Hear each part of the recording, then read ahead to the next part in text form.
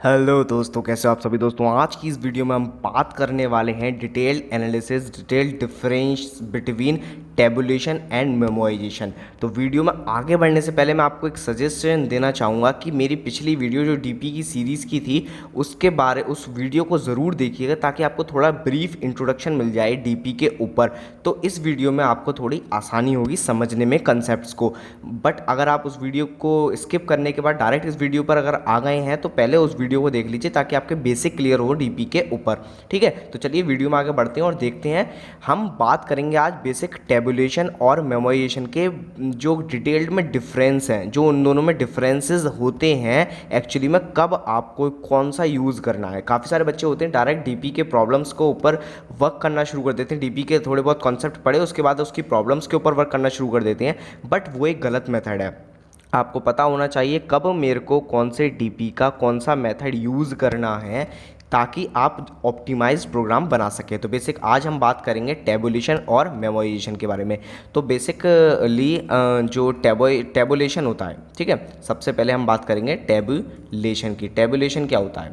Tabulation को हम एक दूसरे नाम से जानते हैं, जिसको हम कहते हैं bottom up approach. Bottom up approach, ठीक है। मतलब इसके नाम से ही आपको क्लियर हो रहा होगा कि बॉटम से आप अप जा रहे हैं, ठीक है, नीचे से ऊपर की तरफ जा रहे हैं, मतलब बेस से आप ऊपर की तरफ जा रहे हैं अपने सॉल्यूशन की तरफ, ठीक है। तो बेसिकली होता क्या है कि जैसे मैंने आपको पिछली वीडियो में भी बताया था डीपी के बेसिक्स में, कि डीपी जो होती है वो रिकर्जन का ऑप्टिमाइज्ड वर्जन होता है। मतलब रिकर्जन की जो प्रॉब्लम्स होती हैं उनको ऑप्टिमाइज करने के लिए हमारी डीपी एल्गोरिदम आई है, ठीक है। तो इसमें क्या होता है, हमारे रिकर्जन में हर प्रोग्राम में एक बेस केस ज़रूर होता है जहाँ पर हमारा रिकर्जन जो है वो टर्मिनेट होता है, ठीक है। आपने अगर रिकर्जन पढ़ा होगा अच्छे से तो आपको पता होगा हर रिकर्जन के प्रोग्राम में एक बेस केस ज़रूर होता है जिसकी मदद से हमारा प्रोग्राम टर्मिनेट होता है।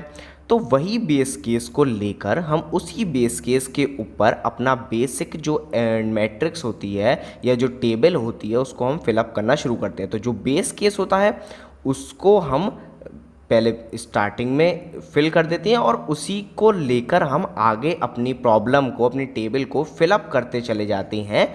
देन लास्ट में हम अपना फाइनल सॉल्यूशन जो है उसको पा जाते हैं या अपना फाइंड आउट कर लेते हैं, ठीक है। तो ये हो गया आपका बेसिक टेबुलेशन मेथड, मतलब बॉटम से स्टार्ट करते हुए अप की तरफ अपने सॉल्यूशन की तरफ बढ़ना। अब हम बात कर लेते हैं थोड़ा सा इंट्रोडक्शन की मेमोराइजेशन के बारे में। मेमोराइजेशन क्या होता है? मेमोराइजेशन ये होता है, इसको हम एक दूसरे नाम से भी जानते हैं जिसको हम बोलते हैं top down approach. Top down approach, ठीक है। इस टॉप डाउन से, इससे भी नाम से क्लियर हो रहा है कि हम ऊपर से नीचे की तरफ जा रहे हैं, ऊपर से नीचे की तरफ जा रहे हैं सॉल्यूशन को फाइंड आउट करने के लिए। तो बेसिकली इसके अंदर क्या होता है, इसके अंदर आपका होता है जैसे हम बेसिक जो बॉटम अप अप्रोच थी टेबुलेशन, उसमें हम एक बेस केस को लेकर आगे की तरफ बढ़ते थे। लेकिन हम मेमोराइजेशन में क्या करेंगे, मेमोराइजेशन में हम ये करेंगे एक ऐसा केस, एक ऐसी कंडीशन पर हम जाएंगे जिसके थ्रू हम डायरेक्ट पहुंच सकते हैं अपने सॉल्यूशन की तरफ, ठीक है।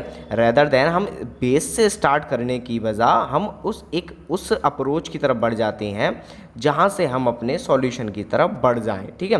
क्लियर हो गया? तो बॉटम अप अप्रोच में हम क्या करते हैं, हम सीधे बेस केस से स्टार्ट करके अपने सॉल्यूशन की तरफ जाते हैं। बट टॉप डाउन अप्रोच में हम क्या करते हैं, हम एक ऐसी केस पे चले जाते हैं जहां से हम इजीली अपने सॉल्यूशन की तरफ बढ़ सकें, ठीक है। तो ये दोनों हमारे बेसिक ब्रीफ जो थे वो क्लियर हो गए। अब हम इनके डिटेल डिफरेंस के ऊपर बात करते हैं। तो सबसे पहला जो पॉइंट है वो है कोड। किसका कोड कॉम्प्लिकेटेड होता है और किसका कोड इजी होता है। तो अगर आप बात करेंगे कि आप टेबुलेशन की बात करेंगे तो आपका जो कोड होता है वो कॉम्प्लिकेटेड होता है। क्यों कॉम्प्लिकेटेड होता है? देखिए, कोड जो होता है, मैं एक टेबल बना देता हूँ ताकि आपको इजीली समझ में आ जाए, ठीक है। तो बेसिक आप मानिए कि ये हमारी टेबुलेशन है और ये हमारी मेमोराइजेशन है, ठीक है। एक डिटेल में बात करते हैं। तो सबसे पहला पॉइंट है कोड। इसका कोड होता है कॉम्प्लिकेटेड। क्यों कॉम्प्लिकेटेड? क्योंकि हम बेस केस से जब स्टार्ट करते हैं फाइनल की तरफ बढ़ना, तो काफ़ी सारी कंडीशंस के ऊपर हमें वर्क करना होता है, क्योंकि हम बिल्कुल बेस से स्टार्ट करते हुए जा रहे हैं, तो काफ़ी सारी कंडीशंस पर हमें वर्क करना होता है। सो हमारा जो कोड है वो कॉम्प्लिकेटेड हो जाता है, ठीक है। लेकिन हम मेमोराइजेशन की बात करें तो हम एक ऐसी स्टेट पर पहुंच जाते हैं जहां से हम डायरेक्ट अपने सॉल्यूशन की तरफ बढ़ सकते हैं। तो इसका कोड जो होता है वो इजी होता है और लेस कॉम्प्लिकेटेड होता है देन टेबुलेशन, ठीक है। कॉम्प्लिकेटेड और इजी, कॉम्प्लिकेशन लिख दिया मैंने, लेकिन ये कॉम्प्लिकेटेड होता है, ठीक है। कॉम्प्लिकेटेड होता है, सॉरी, कॉम्प्लिकेटेड होता है इसका कोड, और इसका जो मेमोराइजेशन का कोड होता है वो इजी होता है, क्योंकि हम एक पर्टिकुलर स्टेट से अपने स्टेट पर जा रहे हैं फाइनल वाली, ठीक है। तो ये बात हो गई कोड की। सेकंड पॉइंट जो हम डिस्कस करेंगे वो है स्टेट। स्टेट मैंने आपको पिछली वीडियो में बताया था, स्टेट क्या होती हैं। स्टेट जो होती हैं एक ऐसी कंडीशंस जिनके ऊपर हम वर्क करते हैं, मतलब एक ऐसे पैरामीटर, एक सेट ऑफ पैरामीटर जिनके ऊपर हम अपनी टेबल को क्रिएट करते हैं। जैसे आप मान लीजिए एक एग्जांपल ले लेते हैं, आपने नैपसैक प्रॉब्लम पढ़ी होगी, बहुत फेमस प्रॉब्लम है, अगर आपने नहीं पढ़ी कोई बात नहीं। तो नैपसैक प्रॉब्लम में हम क्या लेते हैं, हम प्राइस और वेट को अपने पैरामीटर्स मानकर अपनी जो टेबल है उसको क्रिएट करते हैं, प्राइस और वेट को पैरामीटर मानकर। तो ये जो प्राइस और वेट है वो हमारी स्टेट कहलाती हैं, ठीक है, वो हमारी स्टेट कहलाती हैं, डीपी स्टेट, ठीक है। तो आपका स्टेट क्लियर हो गया। तो आप टेबुलेशन में और मेमोराइजेशन में अगर हम बात करें तो स्टेट ट्रांजिशन जो रिलेशन होता है वो डिफ़िकल्ट होता है बनाना। फिर वही बात, क्यों डिफ़िकल्ट होता है बनाना, क्योंकि हम बेस से स्टार्ट कर रहे हैं, स्मॉल स्टेप से हम आगे बढ़ रहे हैं, और आगे बढ़ते चले जाना तो हमें कितने सारे स्टेप, क्योंकि हम बेस से कर रहे हैं तो हमें स्टेप ज़्यादा होंगे, ज़्यादा स्टेट ट्रांजिशन परफॉर्म करना पड़ेगा, तो हमें डिफ़िकल्ट हो जाता है स्टेट ट्रांजिशन बनाना टेबुलेशन में। और मेमोराइजेशन में जो होता है वो इजी हो जाता है, ठीक है, इजी हो जाता है सोचना कि हम स्टेट ट्रांजिशन कैसा बना सकते हैं, इजी टू थिंक। अब ये बात तो क्लियर हो गई। अब हम तीसरे पॉइंट की तरफ बढ़ते हैं और देखते हैं तीसरा पॉइंट क्या कहता है हमसे। तो तीसरा पॉइंट होता है स्पीड।